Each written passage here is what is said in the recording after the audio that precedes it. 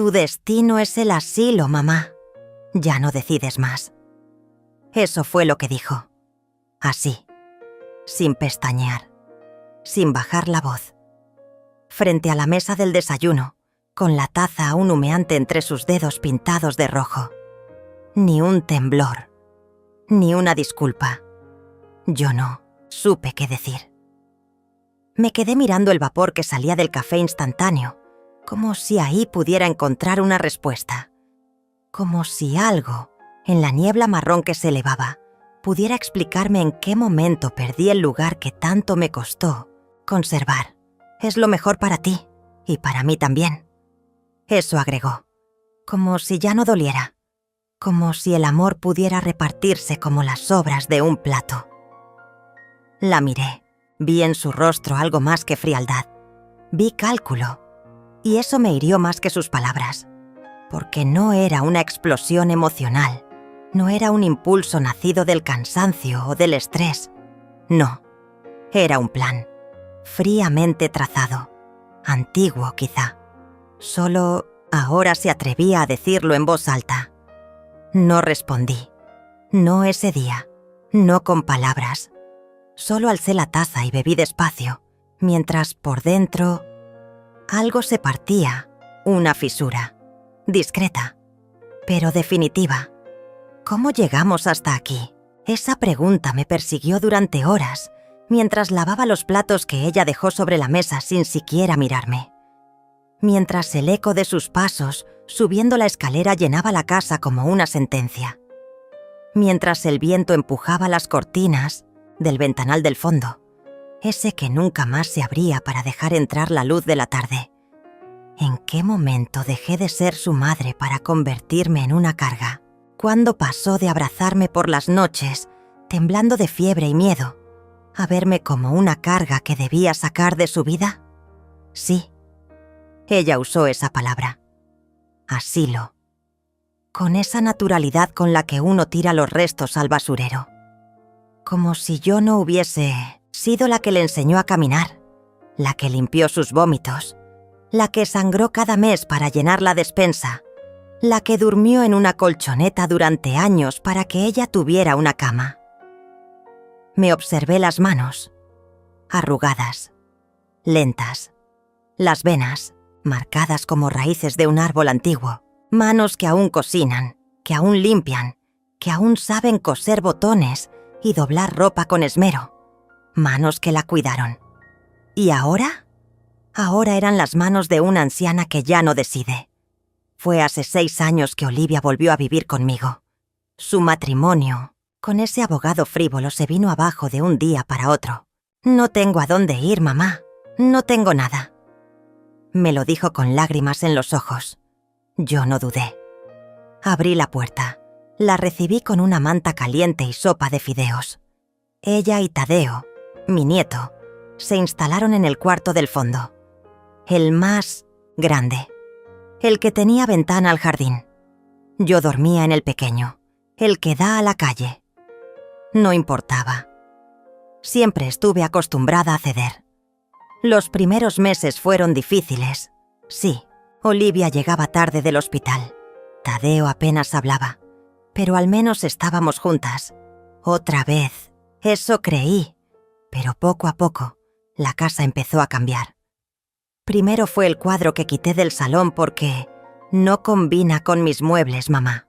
Después, la alacena que reorganizó sin avisar. El tapete que desapareció. Las visitas que nunca me presentaba. Las decisiones que tomaba sin consultarme. Hasta que, sin darme cuenta, mi casa ya no era mi casa. Era su territorio. Y yo solo estaba allí. La comida dejó de tener sal. La televisión siempre estaba en silencio. Mi música, vetada. Y mis preguntas eran recibidas con suspiros y miradas de lástima. ¿Dónde está el reloj que estaba aquí? Lo guardé, mamá. Ya no combina. ¿Y la mesa de costura? La vendí. Nadie la usaba. ¿Vendiste mi mesa? ¿Para qué la quieres, si ya no coses? Tenía respuesta para todo. Y cada respuesta era una llave que me cerraba. Otra puerta. Al principio Tadeo me abrazaba, me buscaba por las tardes, se sentaba a leer en la alfombra mientras yo tejía. Pero luego algo cambió. Ya no bajaba a desayunar conmigo. Ya no me pedía cuentos. Ya no me mostraba sus notas de la escuela. Dejó de hablarme, como si algo o alguien lo hubiese convencido de que yo no era más que una sombra vieja en el fondo del pasillo. Una tarde lo oí decirle a su madre: ¿por qué tiene que vivir aquí? ¿No podemos mudarnos a un lugar sin ella? Sentí un nudo en el estómago, porque no era su culpa. Él solo estaba repitiendo lo que escuchaba, lo que veía, lo que aprendía cada día, al verme relegada a los rincones de una casa que ya no me pertenecía. La frase llegó una mañana cualquiera, pero no fue casual, no fue un impulso, no fue el resultado de un malentendido. Fue el final de un proceso, largo, cuidadoso, quirúrgico. Olivia ya no me veía como su madre, me veía como una traba, un obstáculo, un error que debía corregir. Tu destino es el asilo, mamá. Ese mamá me dolió más que el resto, porque lo dijo con desprecio, con una ironía cruel, como si la palabra ya no significara nada. Yo la miré. No lloré, no grité, no imploré. Solo la miré, porque algo dentro de mí se quebró en silencio. Y lo que nació en su lugar ya no era resignación. Era otra cosa, algo nuevo, algo frío. Esa noche no dormí. Me levanté 3 veces, fui al baño, bebí agua, abrí la ventana. Volví a acostarme. Escuché los pasos de Olivia subiendo, la ducha, las luces apagándose. Y supe que no podía dejar que eso terminara así. No era orgullo, era dignidad. Esa que se me había dormido durante años, bajo la culpa, bajo el miedo, bajo el amor malentendido. Esa que despertó de golpe, con el peso de una sola frase: no decides más.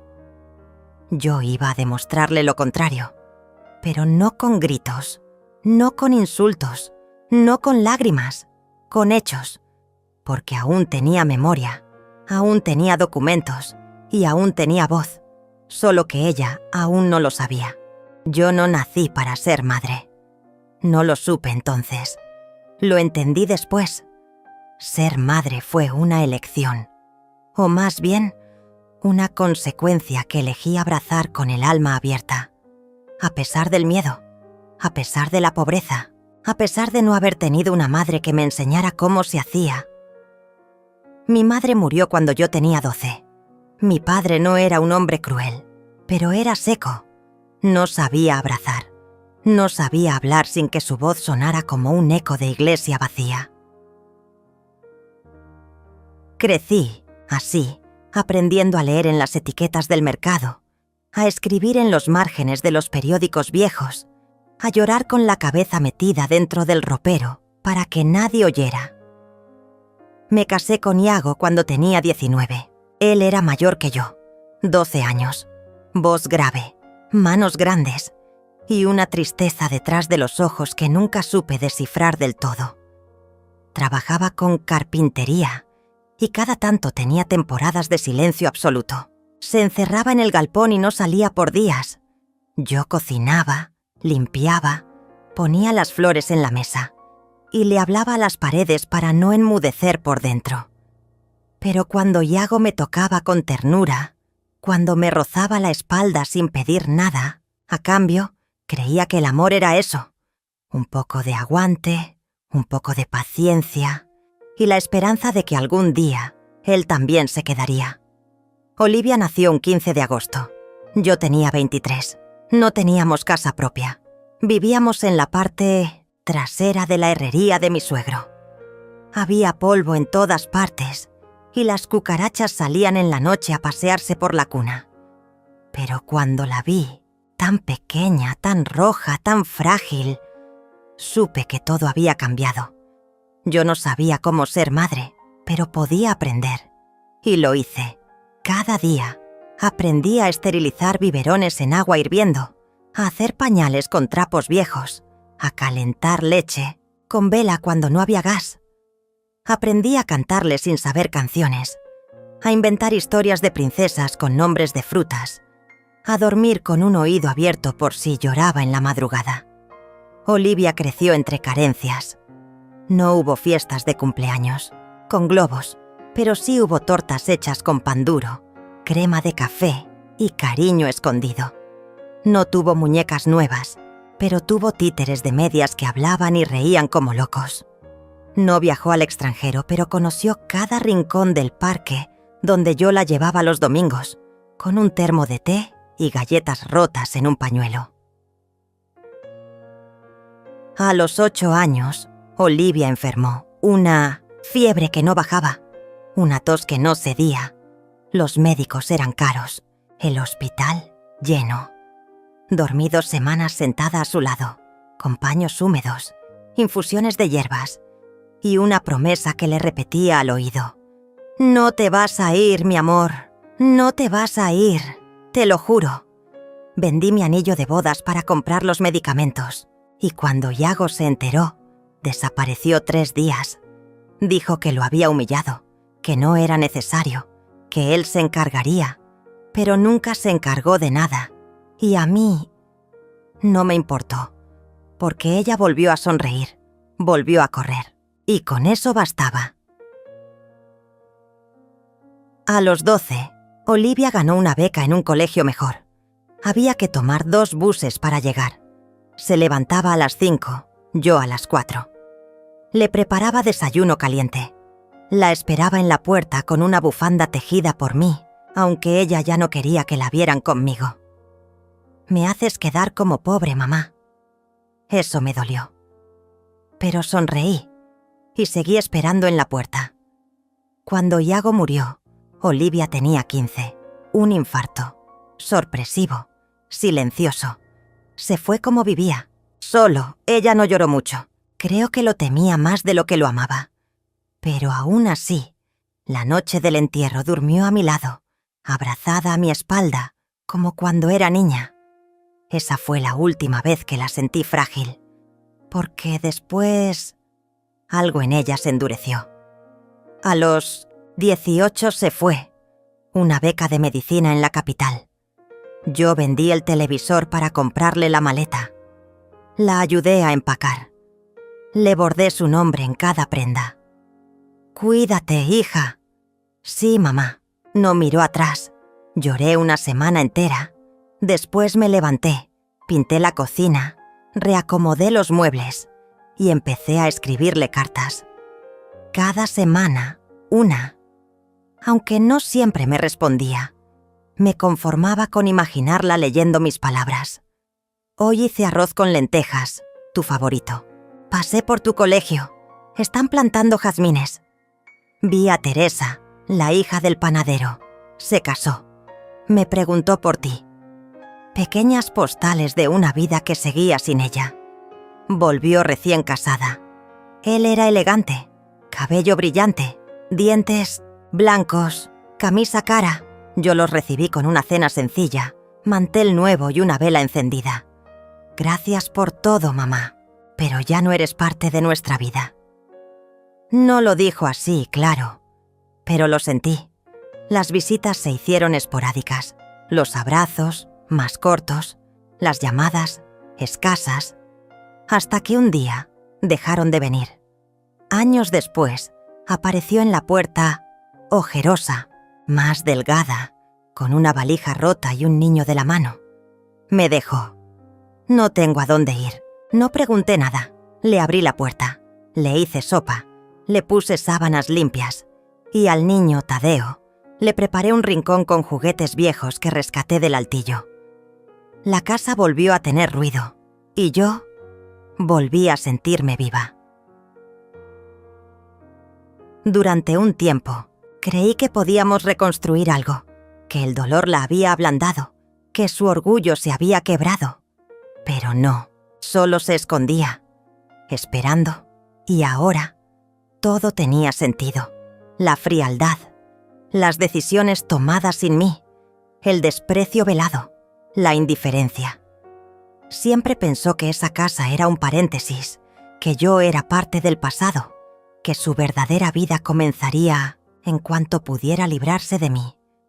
Por eso dijo lo que dijo, y por eso yo no podía quedarme quieta, no después de todo lo que había hecho por ella. Fui a mi cuarto. Busqué la caja de lata azul, la que escondía entre las toallas viejas. Allí estaban los papeles, la escritura de la casa, el recibo del banco, los telegramas del trabajo donde limpié pisos durante 30 años. Todo lo que me costó. Cada rincón de esa casa estaba pagado con mis rodillas rotas y mi espalda encorvada. Y nadie iba a echarme de ahí. Menos ella. Menos Olivia. Mi hija. Volver a vivir bajo el mismo techo no fue como lo imaginé. Pensé que el dolor la habría transformado, que la ruptura de su matrimonio la haría más humilde, más humana, que, tal vez, después de todo, encontraríamos un nuevo lenguaje entre madre e hija. Pero Olivia no volvió derrotada. Volvió con rabia.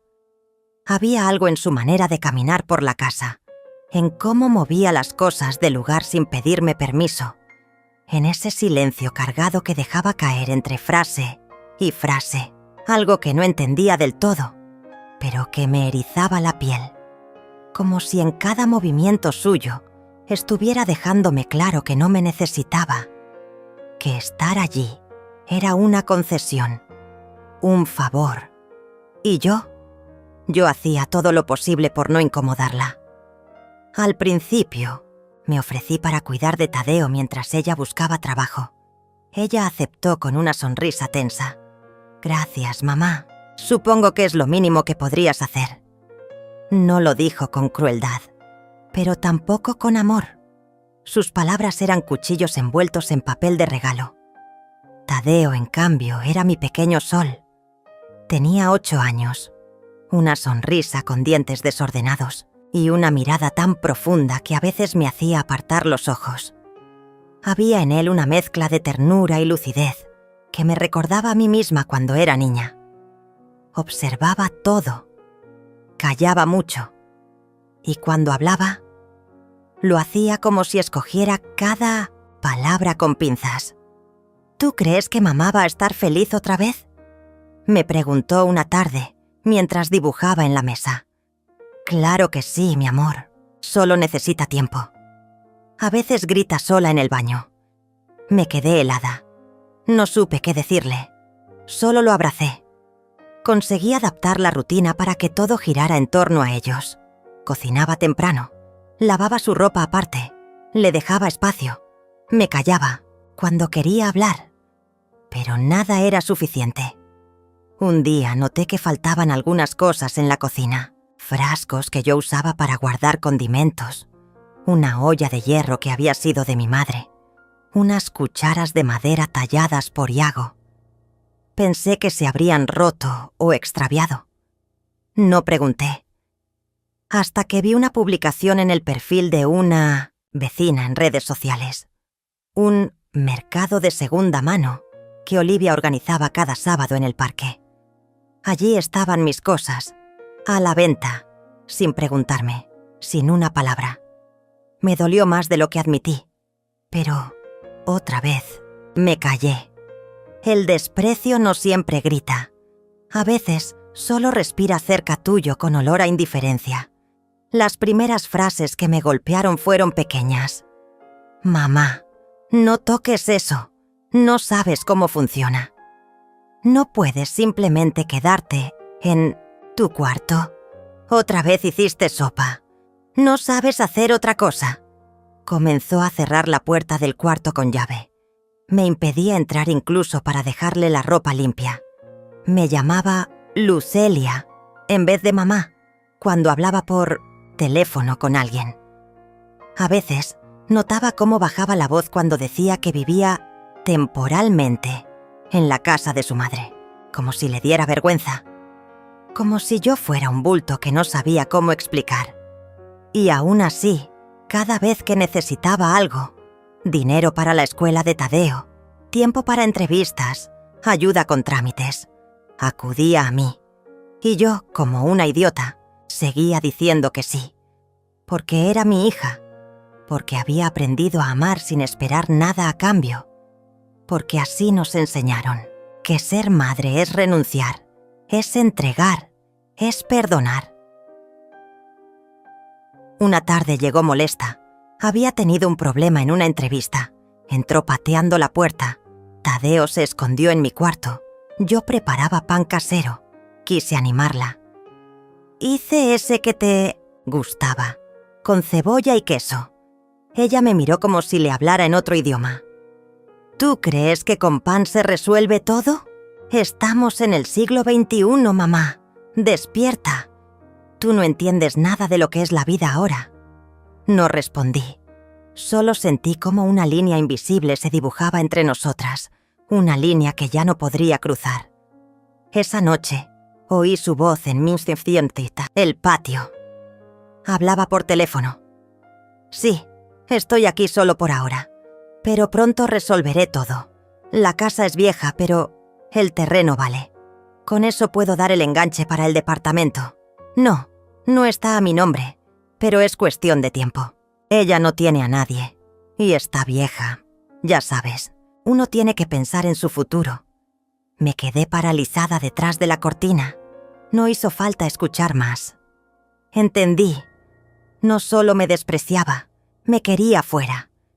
El problema no era que no me amara, era que me veía como un estorbo para sus planes, una carga que debía mover del camino.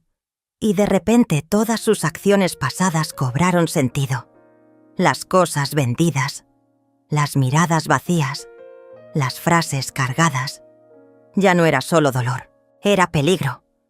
Olivia era capaz de cualquier cosa, incluso de borrarme de su vida y de mi propia casa.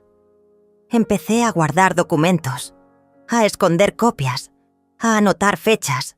No era paranoia, era defensa. Me vi obligada a vivir con ojos en la nuca, a revisar cada correo, a estar atenta a cada conversación. Hasta que, una tarde, vi algo que me heló la sangre. Un sobre con el logo de una inmobiliaria. Sobre la mesa, con el nombre de Olivia como interesada en venta. ¿Venta de qué? ¿De la casa? ¿De mi casa? No, dije nada. Guardé el sobre. Y por primera vez sentí miedo real. No por mí, sino por lo que una hija puede hacer cuando deja de verte como madre y empieza a verte como obstáculo. Un día te das cuenta de que no hay accidente, que el olvido constante de tu existencia no es descuido, es decisión. No fue de la noche a la mañana. No hubo un estallido, ningún grito final. Solo una acumulación invisible de momentos que pesan tanto como una piedra al cuello. Y un día, ya no te buscan para conversar, ya no te preguntan cómo dormiste. Ni siquiera te miran cuando entras a la habitación. Olivia comenzó a hablar de mí como si no estuviera presente. Lucelia otra vez dejó mal cerrada la llave del gas. Mi mamá no entiende nada del banco, no la metas en eso. Es que ya está grande y a veces confunde los días. Esas frases me sacudían, no porque fueran mentira, sino porque eran dichas con esa media sonrisa. Esa superioridad envuelta en lástima, como si yo hubiera dejado de ser su madre, para convertirme en una especie de ser torpe que hay que tolerar. Y Tadeo, mi dulce Tadeo, empezaba a percibir el cambio. Una tarde entró en la cocina y me miró distinto. ¿Es verdad que tú ya no puedes cuidar de ti sola? Me costó tragar saliva. ¿Quién te dijo eso? Mamá dijo que te olvidas de cosas, que a veces no sabes cómo volver de la tienda. Me dolió en un lugar que no sabía que existía. Me senté a su lado, tomé sus manos. Tadeo, si alguna vez me pasa algo así, tú serás el primero en saberlo.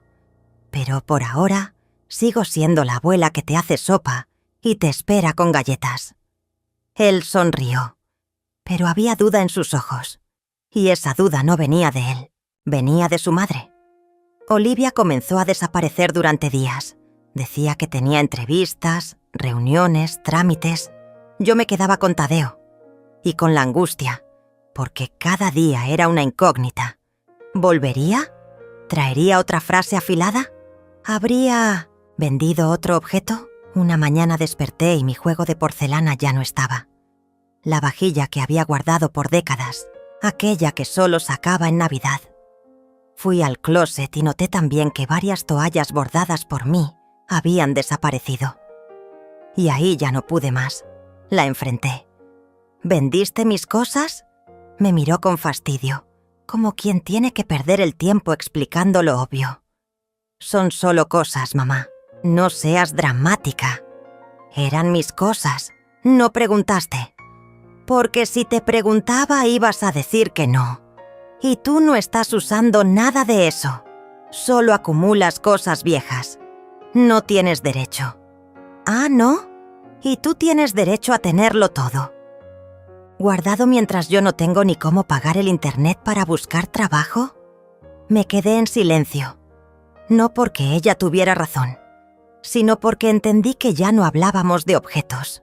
Hablábamos de cómo me veía, de lo poco que valía para ella, mi voluntad, mi historia, mi existencia. Pasaron los días y cada uno fue peor que el anterior. Dejó de saludarme al llegar. A veces no cenaba en casa, otras traía comida solo para ella y Tadeo.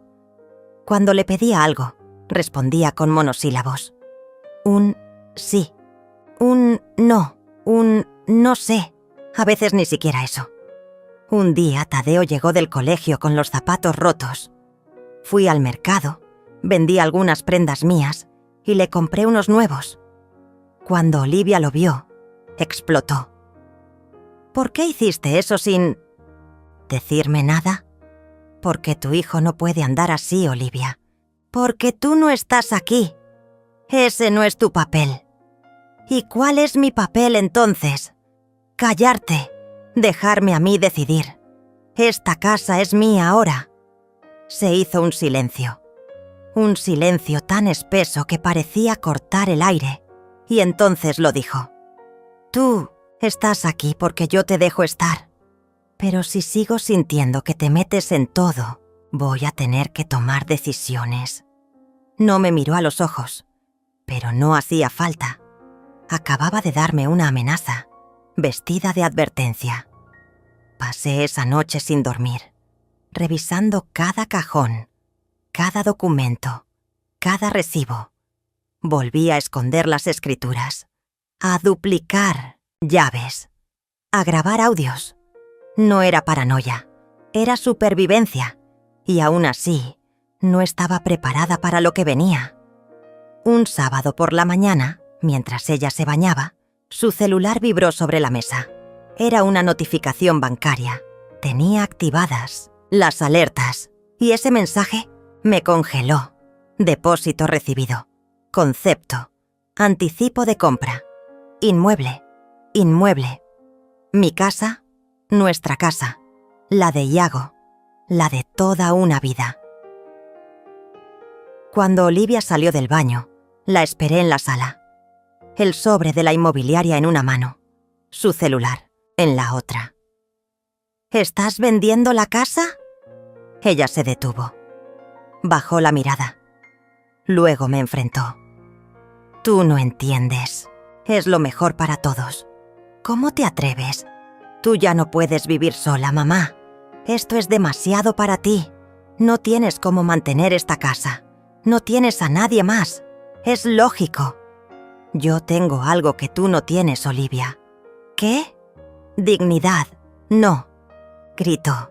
No lloró. Solo se encerró en su cuarto. Y yo me quedé allí, temblando, con el corazón hecho polvo.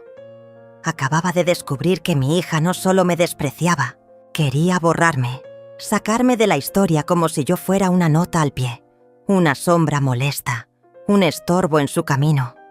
Esa noche me senté en el borde de mi cama y me hice una promesa, la última. No permitiría que ella decidiera por mí. No permitiría que me echara de la casa que yo construí. Y no lo haría con gritos. Lo haría en silencio, con inteligencia, con estrategia, como las madres que han vivido demasiado para seguir siendo ingenuas. Y como las mujeres que han aprendido que, cuando nadie te defiende, te toca defenderte sola. Nunca fui de actuar por impulso, ni siquiera en mis años más jóvenes. Siempre observaba, escuchaba, pensaba antes de hablar. Pero esa mañana, después de leer el mensaje bancario en el teléfono de Olivia y verla encerrarse en su cuarto sin siquiera mostrar culpa, algo dentro de mí se quebró. No grité, no lloré, no confronté con furia. Solo me quedé sentada, con la respiración contenida, mientras una sola frase daba vueltas en mi cabeza. Ella quiere vender mi casa. Pasé esa noche caminando de un lado a otro del pasillo. Conté las baldosas como hacía cuando Tadeo era pequeño y no podía dormir. Abrí la despensa, toqué los marcos de fotos que quedaban. Me detuve frente a la pared donde medíamos la estatura, de Yago cuando era niño. El marcador negro aún mostraba su último año, las fechas, las cifras. Y entonces entendí. Ella no solo quería vender una casa, quería borrar una historia. A las 5 de la mañana me vestí. Salí sin hacer ruido. Tomé el primer autobús y me bajé en la oficina del registro de propiedad. Esperé 3 horas hasta que abrieron. Me atendió un muchacho amable, que al ver mi edad me ofreció asiento y un café. Quiero consultar los movimientos de esta propiedad, le dije entregándole la dirección exacta. Tecleó en su computadora. Frunció el ceño. ¿Usted es la señora Lucelia Viegas? Sí. ¿Y vive ahí con su hija, Olivia Viegas? Sí. Me miró con algo parecido a lástima. Hace 2 semanas se inició un trámite de transferencia parcial de propiedad. Hay un documento firmado por ambas partes. Mi piel se erizó. ¿Cómo? ¿Ambas partes? Aquí está su firma. Tomó el papel, me lo mostró, y ahí estaba. Mi nombre, mi firma, falsificada. Un temblor me recorrió el cuerpo. Esa firma no es mía. Entonces hay un problema legal serio aquí. Salí de esa oficina con las manos heladas, temblando. No por miedo, sino por la magnitud de lo que había descubierto. Mi propia hija no solo estaba vendiendo mi casa a escondidas, había falsificado mi firma, y lo había hecho con total seguridad, como si supiera que yo no me daría cuenta, como si confiara en que mi silencio sería eterno. Esa tarde, cuando Olivia salió de casa, aproveché para revisar su cuarto, no por venganza, por necesidad, por protección. Dentro de una caja encontré 3 sobres grandes. El primero contenía papeles de la inmobiliaria, contratos de promesa de venta, un borrador, de escritura, una cláusula con mi nombre. Todo simulando un acuerdo entre madre e hija. El segundo sobre tenía documentos financieros, cartas de rechazo de empleo, deudas, incluso una orden judicial pendiente por un préstamo que no pagó. Y el tercero, ahí fue donde encontré el verdadero golpe. Era una carta dirigida a una tal Catalina Mota. Mi sangre se heló. Catalina Mota era abogada. Había sido compañera de facultad de mi esposo, Iago, una mujer meticulosa, ambiciosa y famosa por sus estrategias legales poco ortodoxas. La carta decía: Catalina, como te comenté, mi madre ya firmó el acuerdo. Solo necesitamos que todo esté listo antes del 15. Con el pago inicial podré saldar la deuda y comenzar de nuevo. Confío en... Sí, guardé todo, sin decir una palabra, sin respirar. Ese mismo día fui a la iglesia del barrio. No por fe, por estrategia. Doña Ramira, la encargada del ropero solidario, Era tía lejana de Catalina Mota y sabía mucho más de lo que parecía. Me senté a su lado después de la misa. Le hablé del clima, de la salud, de las empanadas. Y después, bajando la voz, solté la pregunta. ¿Sabes si Catalina sigue atendiendo casos complicados?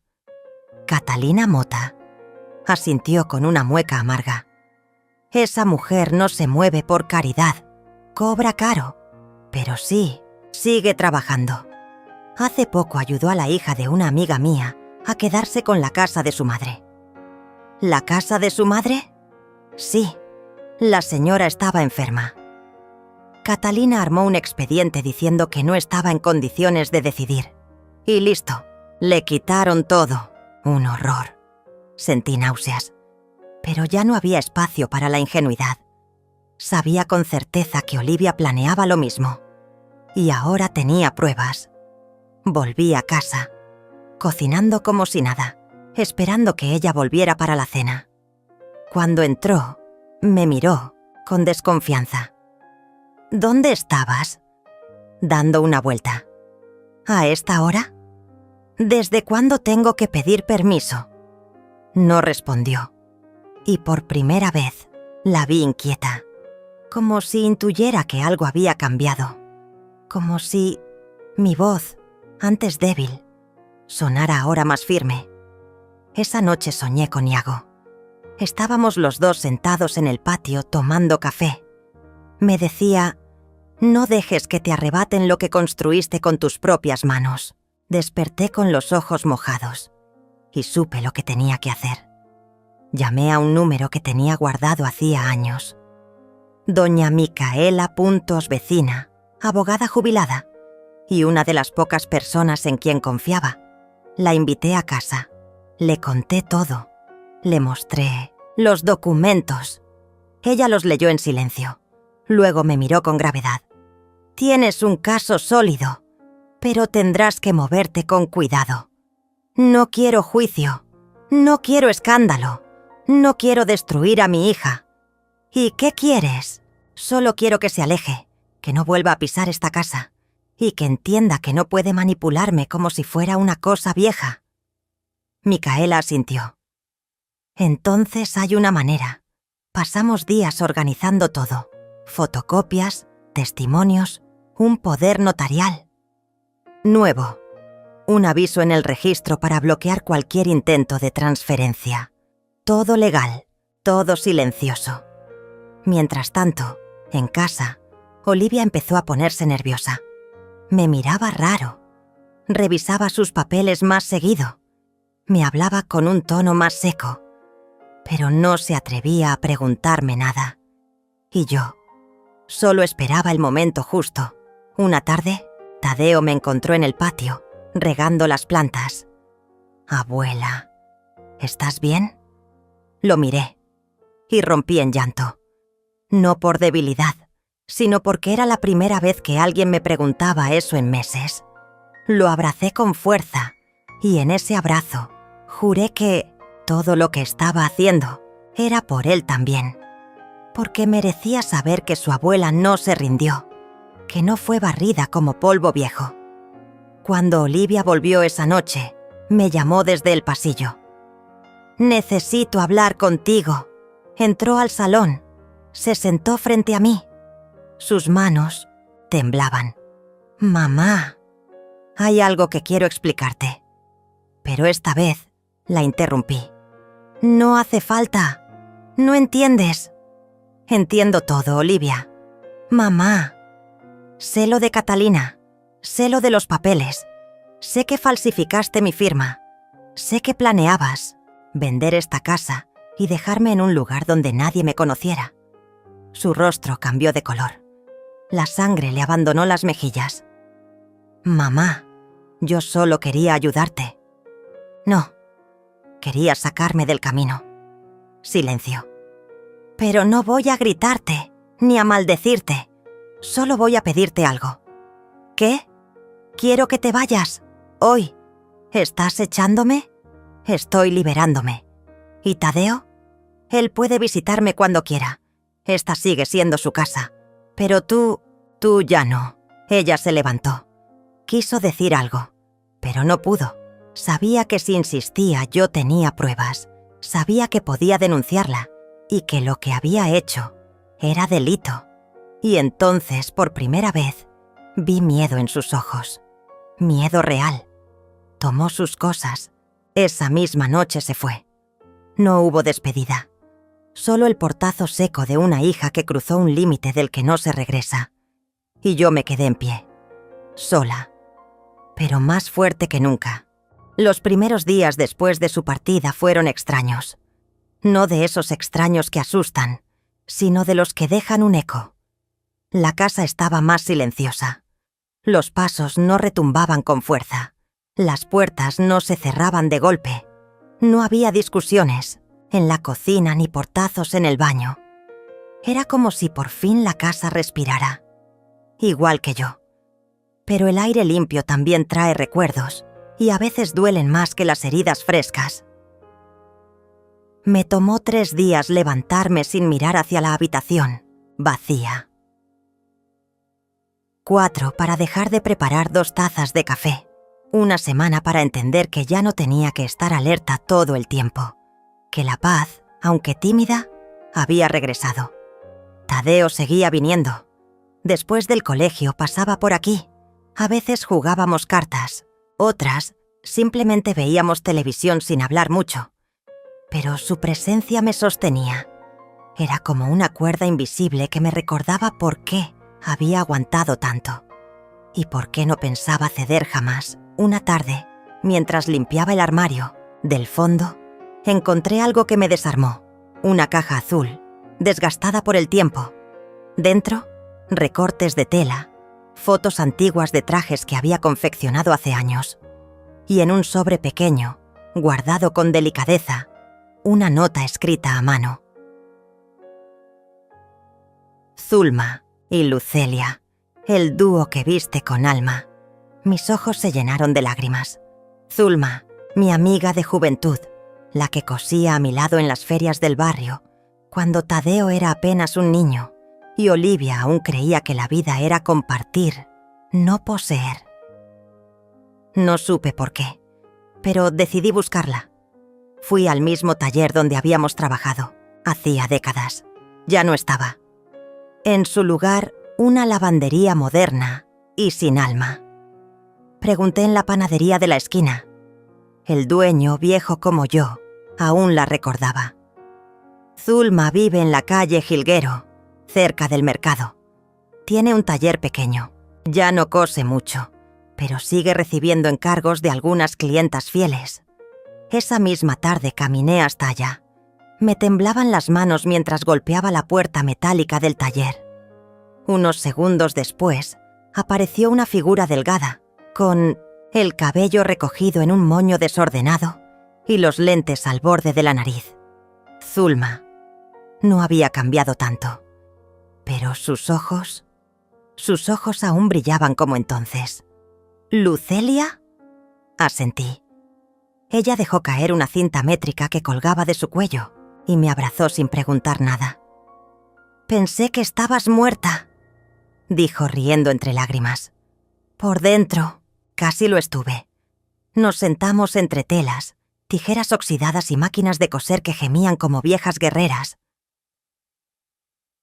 Le conté todo, desde que Olivia se había mudado conmigo hasta su traición final. Le mostré las copias de los documentos. No dijo nada mientras leía, solo tomaba sorbos lentos de su café. Cuando terminó suspiró y me miró como antes.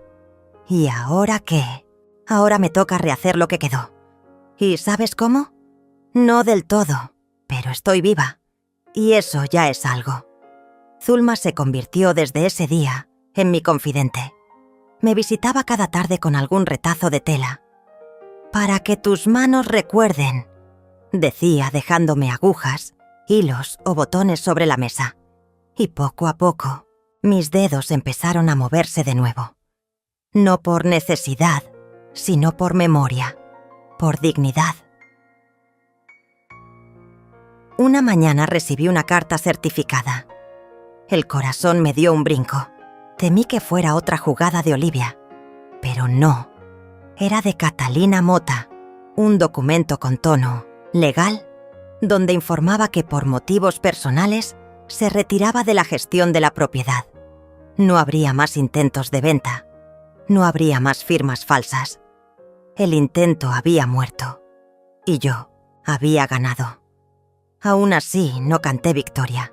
Sabía que las heridas no cierran con tinta y que Olivia no era una presencia que se desvanecía con un documento. Tadeo me lo confirmó días después. Mamá dice que no puede volver, que tú la odias. Yo no la odio, mi amor. Solo no quiero que vuelva a entrar a esta casa. ¿Para siempre? Hasta que entienda lo que hizo. Hasta que cambie de verdad. Y si nunca lo hace, entonces me tendrá lejos, pero con la frente en alto. Mi relación con Tadeo se volvió más fuerte.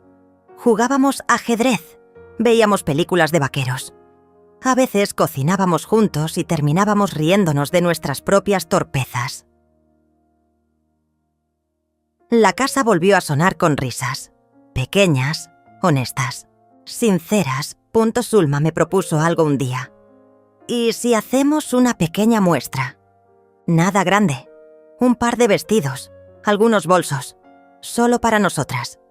¿Una feria? Una mesa. ¿Un toldo? Un cartel que diga «Hecho con dignidad». Me reí, pero esa risa tenía raíces y acepté. Durante semanas trabajamos codo a codo, entre costuras, confesiones y silencios que no pesaban. Yo sentía que recuperaba mi espacio, mi historia, mi nombre. Una tarde, mientras cortábamos tela, Zulma me miró con ojos húmedos. ¿Te das cuenta de que volviste? ¿Volví de dónde? Del olvido, de la oscuridad, del rincón donde te habían empujado. Y tenía razón, estaba de pie, con agujas en la mano y una voz firme en el pecho. El día de la feria fue sencillo. Un toldo blanco, una mesa con nuestras creaciones. Pocos clientes, pero cada uno se fue con algo, más que una prenda. Se fueron con una historia, con un pedazo de coraje cosido entre hilos. Al final de esa tarde, una mujer se acercó. Tenía el cabello gris, los ojos tristes.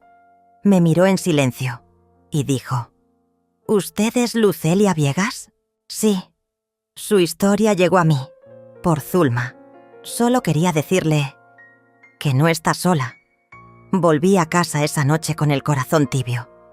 Y por primera vez en mucho tiempo, dormí sin interrupciones, porque entendí que no era el final. Era apenas el principio de una nueva forma de vivir, más silenciosa, más digna, más mía. La vida tenía esa ironía que nunca aprendí a descifrar. Justo cuando empezaba a creer que las heridas podían cicatrizar y que el aire era menos denso, apareció ella, Olivia. No como hija, no como aquella que alguna vez conocí, sino como una sombra con cuchillos afilados. No hubo aviso, no hubo advertencia. Entró por la puerta como si esta casa le perteneciera, como si no hubiese cruzado el umbral del respeto ni una sola vez. «Mamá», dijo con una voz que mezclaba falsa dulzura y amenaza. Me congelé. No respondí. «¿Acaso no me vas a abrazar?», continuó, sus ojos destellando con una intensidad que me recordó por qué la había echado. Pero esta vez, la que estaba firme era yo. «¿Vienes a qué?», pregunté sin levantar la mirada del libro que tenía en las manos. «A hablar, a negociar, a recordarte que todo tiene un precio». Me puse de pie. No podía permitir que su regreso me hiciera dudar. «¿Qué quieres, Olivia?». Ella sonrió, pero era una sonrisa sin alegría. «Quiero que me escuches, que entiendas que esto no es solo sobre la casa, es sobre nosotros, sobre lo que dejamos sin decir». «¿Y qué sería eso?», pregunté cruzándome de brazos. «Que no soy la mala, que hice lo que tuve que hacer para sobrevivir, que tú me abandonaste cuando más te necesité». Su voz quebró la calma que había construido con tanto esfuerzo. Pero yo no iba a caer en esa trampa. No te abandoné. Solo decidí protegerme de tus mentiras. Ella se acercó, con paso firme, casi desafiante. Si quieres protegerte, no me pongas de enemigo. Ya no eres mi hija, Olivia. Eres un fantasma del pasado que intenta robar mi futuro. La tensión llenó el aire, denso como la niebla que cubre las calles en las noches de invierno. Su mirada buscaba una rendija, un punto débil en mi armadura, pero no lo encontró.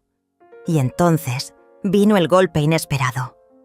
Si no me ayudas, haré algo que cambiará tu vida para siempre, susurró con una voz tan fría que me recorrió la espalda. ¿Qué cosa?, exigí. Tengo en mi poder algo que no quieres que salga a la luz. Una pausa larga, un silencio que gritaba más que 1000 palabras.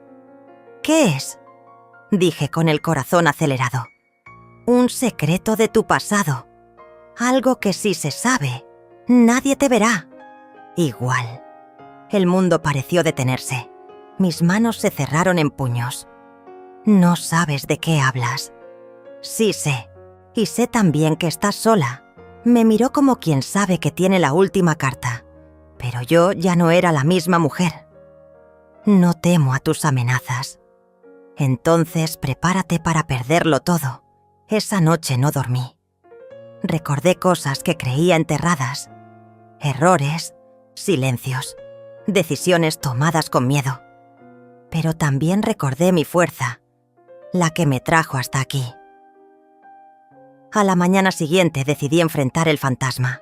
Llamé a Micaela. «Tenemos un problema», le dije. «Olivia ha vuelto y amenaza con sacar a la luz algo de mi pasado». «No te preocupes», respondió. «Conozco todos tus secretos y ninguno es tan oscuro como ella imagina. Pero debemos prepararnos». Pasamos horas revisando documentos, buscando pruebas y preparando la defensa. Pero también hablamos de estrategias, de cómo mantener la dignidad sin caer en el juego de la hija perdida. Mientras tanto, Olivia se movía por la ciudad. Supe que visitaba viejos conocidos, que buscaba aliados, que tejía su red. Una tarde, Tadeo llegó a casa con un papel en la mano. «Abuela, mamá me dio esto». Era una carta de Olivia. Decía que esperaba, que no la odiara para siempre, que quería recuperar lo que perdió, que estaba dispuesta a negociar. Le mostré la carta a Zulma. Ella me miró con tristeza. «No es una negociación, es una guerra». «Entonces debemos estar listas», respondí, «porque esta casa es mi hogar y no pienso ceder». En los días que siguieron, reforcé mis alianzas. Hablé con vecinos, amigos, con quien fuera necesario. La casa no era solo un edificio, era un símbolo, un refugio, una fortaleza. Y yo estaba decidida a defenderla. No solo por mí, sino por todo lo que representa. La noche antes de la reunión con Olivia, me senté en el patio. Miré las estrellas, recordé a Iago, a Tadeo y a mí misma. Supe que no estaba sola, que tenía la fuerza para seguir. Que pase lo que pase, esta historia aún no había terminado.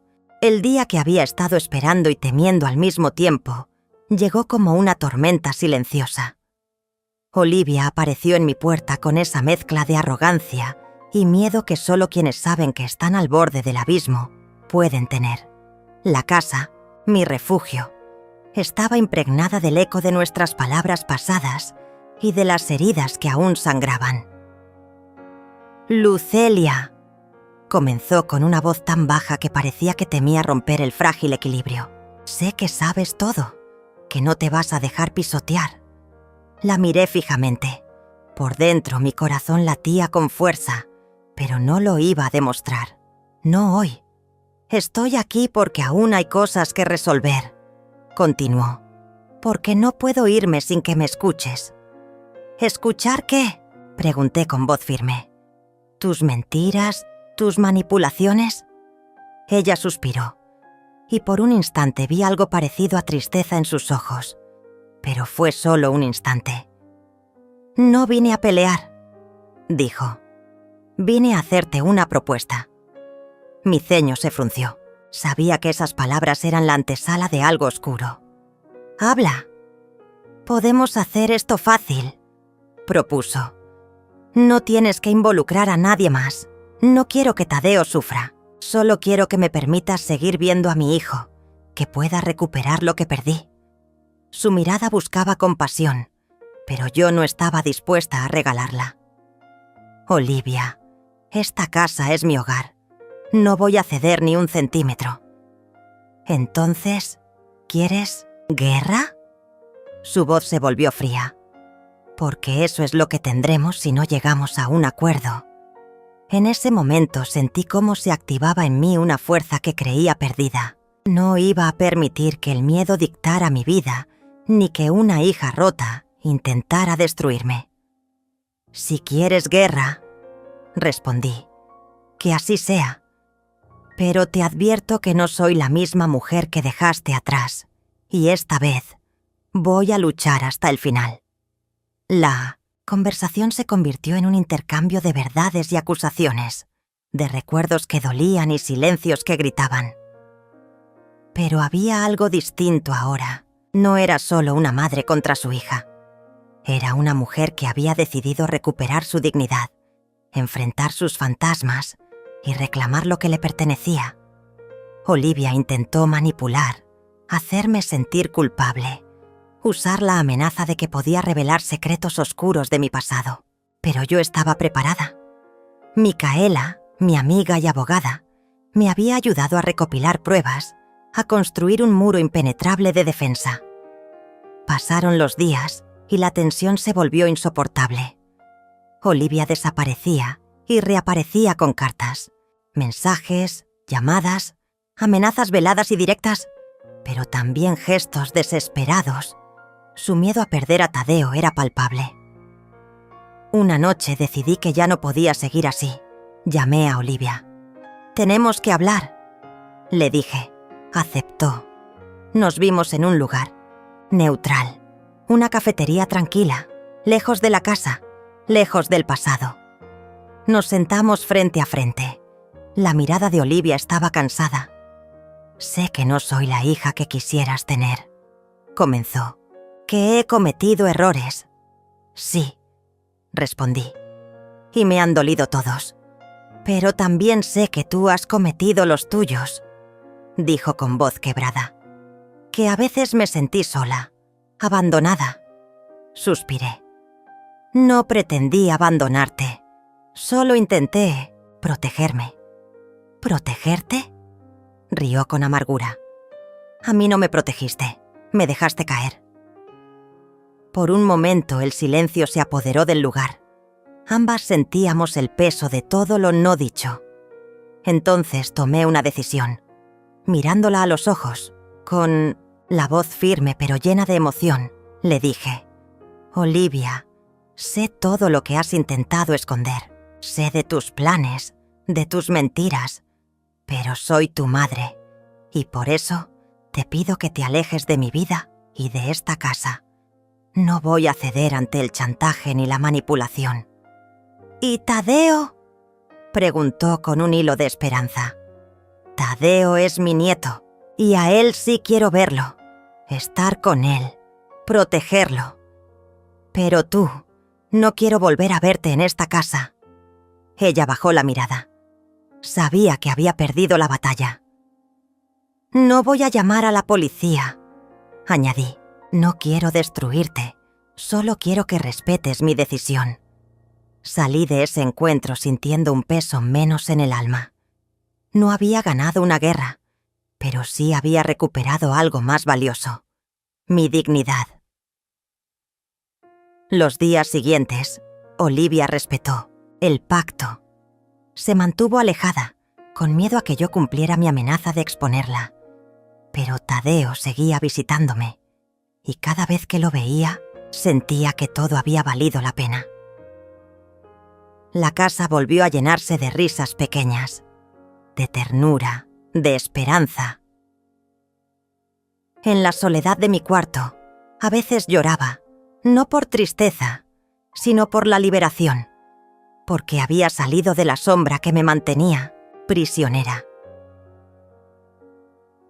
Sabía que la batalla no estaba completamente ganada, pero ahora tenía la certeza de que podía enfrentar lo que viniera, que no iba a dejar que nadie decidiera mi destino, y así, en la casa que construí con mis propias manos, en el hogar que nunca debí perder, me preparaba para escribir un nuevo capítulo, uno donde la fuerza de una madre vencía a la oscuridad.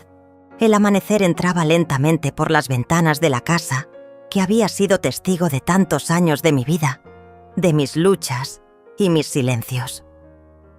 Cada rayo de sol iluminaba con suavidad el polvo que flotaba en el aire, y por primera vez en mucho tiempo sentí que esa luz no era fría ni ajena, sino una promesa de renacimiento. No era un simple despertar, era un renacer desde las cenizas de la traición, el dolor y la humillación. Me incorporé lentamente de la cama, sintiendo el cuerpo pesado pero el alma libre. El eco de las palabras de Olivia. Tu destino es el asilo. Se había convertido en un impulso para demostrar que yo era mucho más que esas palabras crueles, porque mi destino lo había decidido yo misma. Y no era el olvido ni el abandono, era la resistencia, la dignidad y la fuerza que se construyen en los momentos más oscuros. Mientras caminaba por la casa, tocaba con la yema de los dedos las paredes que habían absorbido mis lágrimas y mis secretos. Aquí, en este lugar, se encontraba la historia de una mujer que se negó a ser borrada. No me había ido ni me iría. Aquí seguía, fuerte, firme, reclamando lo que era mío por derecho. Recordé todo lo vivido, desde el primer momento en que Olivia llegó a vivir conmigo tras su divorcio. Lo hice sin reproches, con la esperanza de que juntas podríamos reconstruir una familia rota. Pero poco a poco, aquel espacio se fue llenando de silencios fríos y miradas hirientes. Yo nunca quise que la convivencia se convirtiera en un campo de batalla, pero la verdad es que, en ese terreno, fui aprendiendo a ser guerrera. Las humillaciones, las palabras que cortaban como cuchillos afilados y el desprecio disfrazado de indiferencia se convirtieron en mis compañeras constantes, pero no me doblegaron. No podía permitir que el resentimiento me robara la paz, así que aprendí a guardar el dolor en un rincón del alma donde pudiera crecer sin destruirme. El tiempo pasó y con él llegaron las consecuencias de aquella convivencia tóxica. La soledad, que antes parecía un castigo, se transformó en un refugio.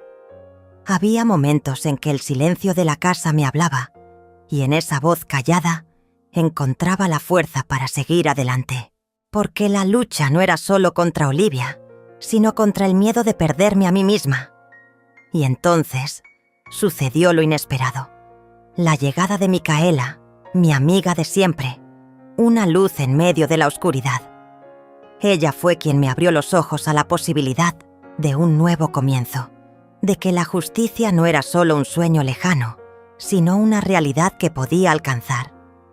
Con su ayuda, comprendí que la dignidad es un derecho, no un privilegio. La batalla legal no fue sencilla. Olivia utilizó todas sus armas, mentiras, amenazas, manipulaciones. Intentó asustarme, hacerme retroceder. Pero esta vez no estaba sola. Tenía a Micaela, a Tadeo y, sobre todo, tenía mi convicción. Los días se convirtieron en semanas y las semanas en meses de lucha constante. Hubo momentos en los que quise rendirme, pero recordaba la mirada de mi nieto, la única luz verdadera en ese caos. Él no merecía crecer en un mundo de silencios y secretos.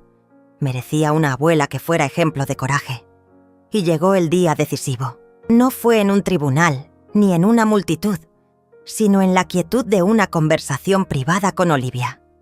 Allí, cara a cara, le dije lo que había guardado por años. Sé todo, Olivia. Sé de tus mentiras, de tus engaños. Pero por ser tu madre, no voy a destruirte ni a hacerte daño. Solo te pido que te alejes de mi vida y que no vuelvas a poner un pie en esta casa. Mi única conexión contigo será a través de mi nieto. Y eso es lo que voy a proteger. Sus ojos mostraron miedo. Ese miedo que solo se siente cuando se pierde el control. Su rostro cambió, y por primera vez vi a una hija vulnerable. La distancia se hizo necesaria, y ella, temerosa de que la ley pudiera alcanzar sus actos, se mantuvo alejada. Pero mi nieto seguía viniendo, y en esos momentos sentía que la familia no estaba rota, solo estaba reconstruyéndose. La casa ahora es mi refugio. La transformación es palpable. Cada objeto, cada rincón, es testigo de mi resistencia. No he huido ni me he rendido. Quedarse y luchar fue la verdadera victoria. A veces, camino por el jardín y pienso en el futuro. Ya no siento miedo, sino una confianza profunda. Sé que no importa lo que Olivia decida, porque esta vez soy yo quien lleva las riendas de mi destino. La historia que comenzó con dolor y humillación termina aquí, no con un adiós, sino con un abrazo a la vida, a la fuerza que todas tenemos, a la dignidad que merecemos, a la esperanza que nunca debemos perder.